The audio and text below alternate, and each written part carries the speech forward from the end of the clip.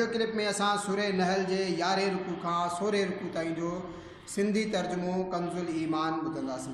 बिस्मिल्लाहिर्रहमानिर्रहीम। ऐं अल्लाह जे ई वास्ते आहिनि आसमाननि ऐं ज़मीन जूं लिकल शयूं ऐं क़यामत जो मामिलो न आहे मगर अख चिंब जेतिरो, बल्कि उन खां बि वेझो। बेशक अल्लाह सब कुछ करे सके थो।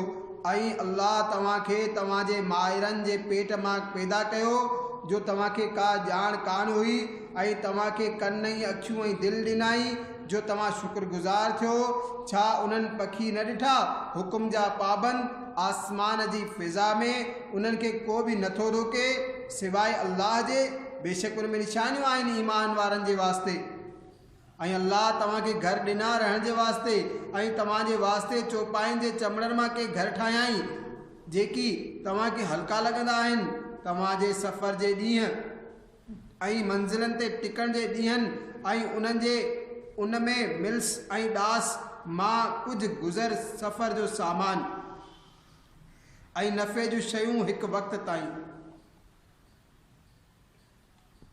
ऐं अल्लाह पंहिंजे ठाहियल शयुनि मां तव्हां ते छांव कई, ऐं तव्हांजे वास्ते जबलनि में पनाह जी जाइ ठाहियाई, ऐं तव्हांजे वास्ते के पोशाकूं बनायाई जेकी तव्हांखे गर्मी खां बचाइनि, ऐं कुझु पोशाकूं जेकी जंग में तव्हांजी हिफ़ाज़त कनि।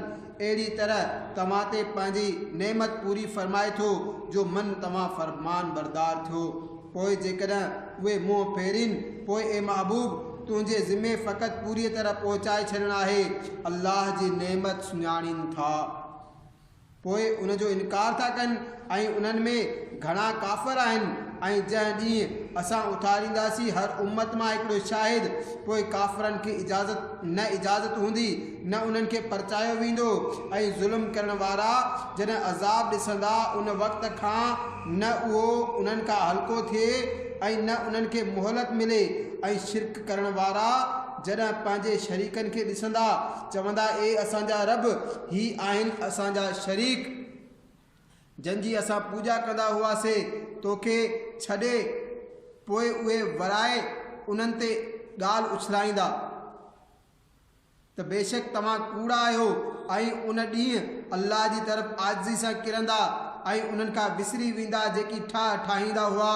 जिन कुफ़्र कयो ऐं अल्लाह जी राह खां रोकियाऊं, असां उन्हनि ते अज़ाब वधायो संदन फ़साद जे बदिले।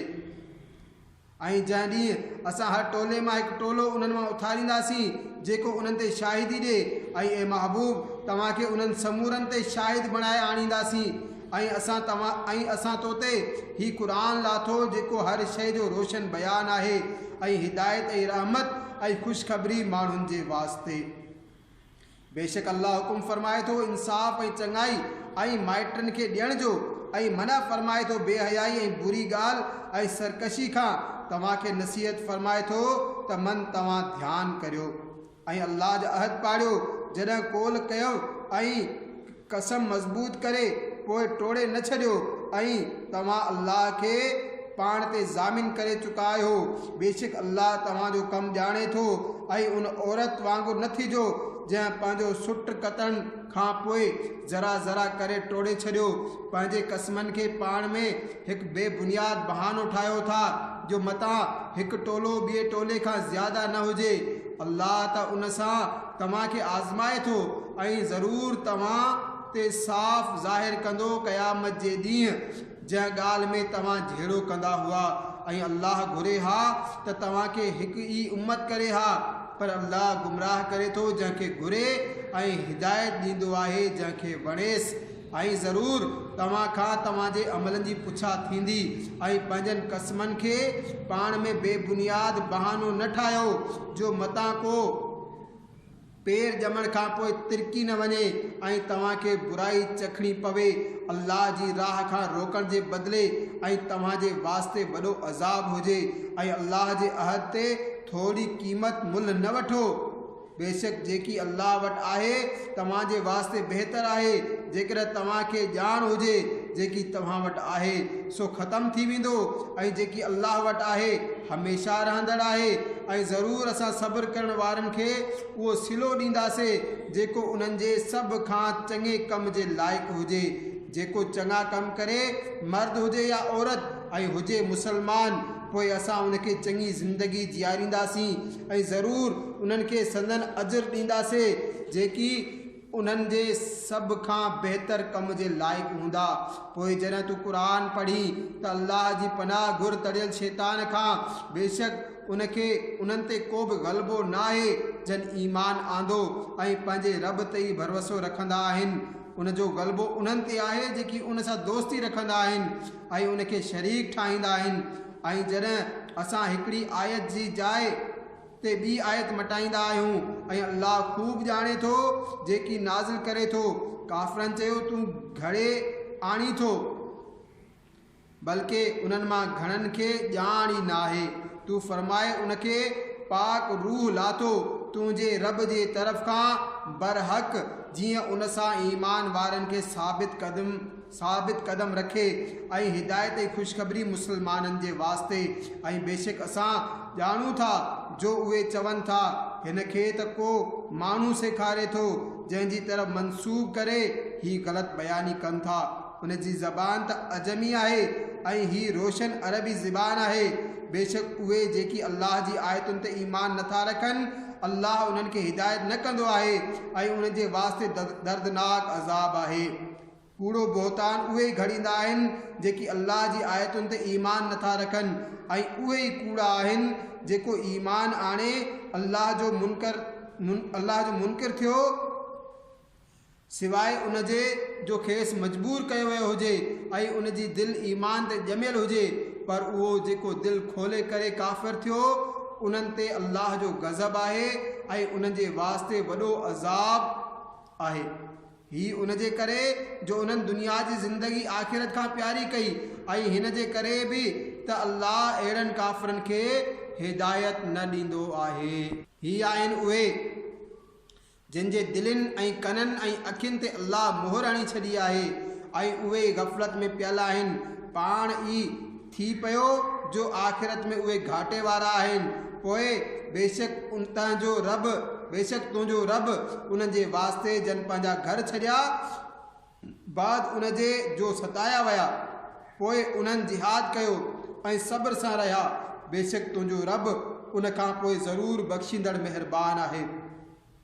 जंहिं ॾींहुं हर साह पंहिंजी तरफ़ झगड़ो कंदो ईंदो ऐं हर साह खे संदसि अमलनि जो पूरो बदिलो ॾिनो वेंदो ऐं उन्हनि ते ज़ुल्म न थींदो।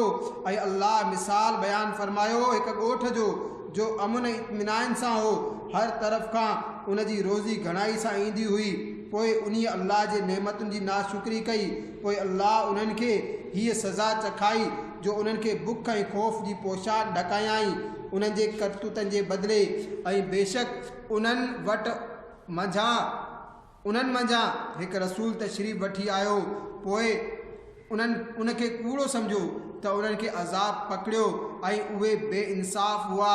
पोइ अल्लाह जी ॾिनल रोज़ी खे हलाल पाक करे खाओ ऐं अल्लाह जी नेमत जो शुक्र करियो जेकॾहिं तव्हां उन जी पूॼा करियो था। तव्हां ते त फ़क़ति ही हराम कयाई मुर्दार ऐं रत ऐं सूअर जो गोश्त ऐं उहो जंहिंजे कुअण वक़्तु ख़ुदा खां सवाइ ॿिए जो नालो पुकारियो वियो हुजे। पोइ जेको लाचार थिए, न तलब कंदड़ ऐं न हद टुपंदड़, पोइ बेशक अल्लाह बख़्शींदड़ महिरबान आहे। न चओ जेकी तव्हां जूं ज़बानूं कूड़ बयानु कनि थियूं त ही हलाल आहे ऐं ही हराम आहे, जो अल्लाह ते तोहमत घड़ियो। बेशक जेकी अल्लाह ते कूड़ घड़ींदा आहिनि उन्हनि जो भलो न थींदो। थोरो नफ़ो वठणु आहे ऐं उन्हनि जे वास्ते दर्दनाक अज़ाब आहे। ऐं ख़ासि यहूदियुनि ते असां हराम फरमायूं उहे शयूं जेकी अॻे असां तोखे ॿुधायूं ऐं असां उन्हनि ते ज़ुल्म न कयो, हाओ उहे पाण सां पाण ज़ुल्म करे रहिया हुआ। पोइ बेशक तुंहिंजो रब उन्हनि जे वास्ते जेकी नादानी विचां बुराई करे वेहनि उन खां पोइ तौबा करे सुधरी वञनि, बेशक तुंहिंजो रब उन खां पोइ ज़रूरु बख़्शींदड़ महिरबान आहे। बेशक इब्राहिम हिकु इमाम हो। अल्लाह जो फरमान बरदार ऐं हर बातिल खां जुदा ऐं मुशरिक न हो। उन जे एहसाननि ते शुक्र कंदड़ अल्लाह उनखे चूंडे वरितो ऐं उनखे सिधी वाट ॾेखारियईं ऐं असां उनखे दुनिया में भलाई ॾिनी ऐं बेशक उहो आख़िरत में कुर्ब वारनि मंझां आहे। पोइ असां तो ते वही मोकिलियो त दीन इब्राहिम जी पैरवी कर जेको हर बातिल खां जुदा हो ऐं बेशक ऐं मुशरिक न हो, छंछर त उन्हनि ते मुक़ररु कयो वियो हो जन उनमें इख़्तिलाफ़ कयो हो। ऐं बेशक तुंहिंजो रब उन्हनि में क़यामत जे ॾींहुं फ़ैसिलो कंदो जंहिं ॻाल्हि में इख़्तिलाफ़ कंदा हुआ।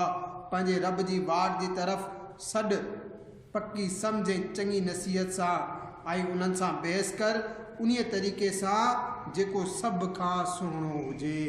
बेशक तुंहिंजो रब ख़ूब ॼाणे थो जेको उन जी वाट खां भटकियो ऐं ख़ूब ॼाणे थो हिदायत वारनि खे। जेकॾहिं तव्हां सज़ा ॾियो त अहिड़ी ई सज़ा ॾियो जहिड़ी तव्हांखे तकलीफ़ पहुचाई वई हुजे ऐं जेकॾहिं तव्हां सब्र करियो त सब्र वारनि जे वास्ते सब्र सभ खां चङो आहे। ऐं ए महबूब तूं सब्र कर ऐं तुंहिंजो सब्र अल्लाह जे ई तौफ़ीक़ सां आहे ऐं उनजो ॾुख न कर ऐं उन जी साज़िशुनि जे सबबि तुंहिंजी दिलि तंग न थिए। बेशक अल्लाह उन्हनि सां गॾु आहे जेकी डिॼनि था ऐं जेकी चङायूं कनि था।